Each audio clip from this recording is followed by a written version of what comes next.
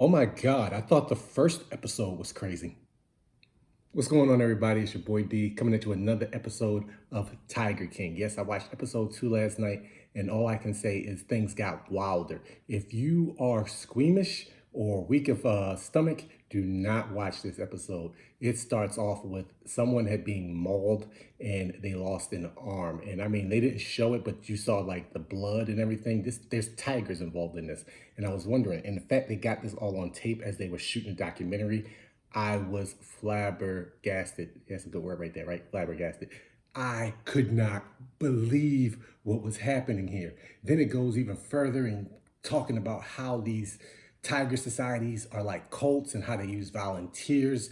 Like one person uses volunteers so she doesn't have to pay them. Another one has like a whole harem of women and he calls himself Lord. This is the doc out in South Carolina. And then how Joe Exotic has a whole bunch of people working for me. He pretty much goes to like bus stops and people that are just sitting there with nowhere to go. He takes them in, puts them in these substandard living conditions that have like rats and they're like mobile homes. And it's just crazy how these people have got by with these private zoos. And then the intensity and the violence that he feels towards Carol Baskins just increasing and increasing and increasing. And the whole time you're just sitting there watching like there are people out there like this. Like he's taking helicopters and going over top of her zoo and it's messing with the animals and he's talking about how he's going to drop grenades on her at some point. It just leads to this point and it's like then they talk about how Carol Baskins killed her husband and you have to watch it again though. If you are squeamish, you might want to fast forward like at least to the first 2-3 minutes of the first episode because it is off-putting. And he even says something like, "This is going to ruin me."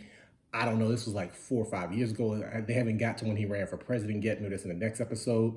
One part I found funny was the fact that Carol Baskin calls her new people like they had different levels of shirts. She calls them red shirts, the beginners.